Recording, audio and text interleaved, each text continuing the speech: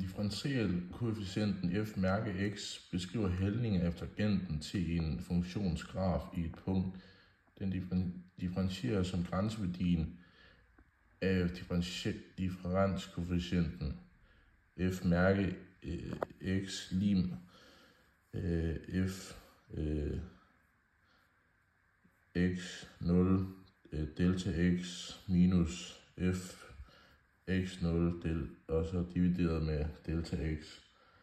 Det betyder, at når delta x nærmer sig 0, vil sekanten nærme sig tangenten, og sekantens hældning bliver til tangentens hældning, hvis grænseværdien eksisterer af funktionen differentiabel i x. For at finde tangenten i en funktion tegner man en lige linje der, hvor man rammer et punkt i funktionen, og tegner efter samme hældning, som kurven er i funktionen. Formen for tangentens hældning er at lige med lim, som står for grænseværdien, og betyder, at jo tættere delta x kommer på 0, jo tættere er man på tangenten. Nu går vi videre til fx0 plus delta x minus fx0 divideret med delta x, og så finder vi så f mærke x. En sekant er en linje, der skæres mellem to punkter i en funktion, og hvor hældningen ligger mellem de to punkter. Når det er de to punkter ved at nærme sig hinanden, så kalder man det delta x nærmer sig 0. Og så når det er, at sekanten er fuldstændig blevet til nærmet sig 0, så bliver sekanten til en tangent.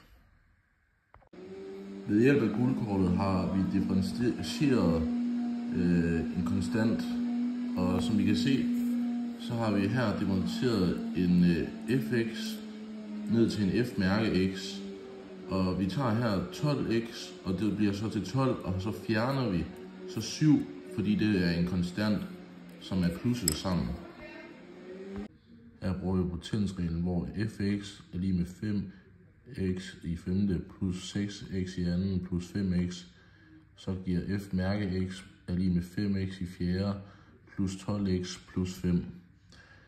Hvor vi kan se, at vi har brugt potensreglen ved 5x i fjerde og plus 12x.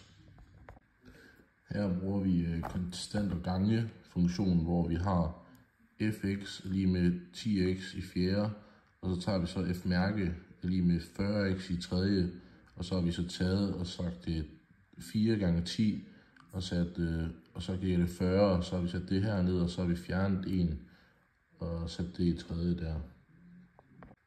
Her har vi sumreglen, og her differentierer vi de to funktioner hver for sig. Så vi har fx lige med 6x plus kvadratrod x, og så tager vi f mærke x er lige med 6x differentieret plus 1 divideret med 2 gange kvadratrod x, og så har vi så differentieret dem hver for sig, og så lagt dem sammen. Her i produktreglen, der starter vi med at differentiere hver funktion hver for sig og enkeltvis. Så vi starter med at differentiere g her, lad os sige at x i anden er g, så starter vi med at differentiere det, og så lader vi være med at differentiere kvadratrod x på den ene her, og vende med at gøre det, til vi kommer herover på den anden side plus tegnet, sådan så den hedder fx er lige med x i anden gange kvadratrod x, så når den hedder f mærke x er lige med 2x gange kvadratrod x plus x i anden gange 1 divideret med 2 gange kvadratrod x, sådan så man altså har differentieret dem hver for sig. Nu vil vi så bruge trettrinsreglen, og vi har her en lineær funktion fx lige med 6x plus 26. Det vil vi putte ind i differentiationskoefficienten for en sekant, som den så kommer til at hedde 6 gange x0 plus delta x plus 26 minus 6 gange x0 plus 26. divideret med delta x. Herefter ganger vi så ind i de parenteser, der er, så det så er, at den kommer til at hedde 6 her, og vi ophæver også med minusparenteserne. Herefter så reducerer vi op i tælleren mest muligt, og det kan vi gøre ved at fjerne 6 gange x0 og 6 gange x0 herover og 26 her og 26 her, så der kommer til at stå 6 gange delta x divideret med delta x. Og så herefter reducerer vi så igen ved at fjerne delta x på begge sider af divisionstegnet, så der kommer til at stå 6.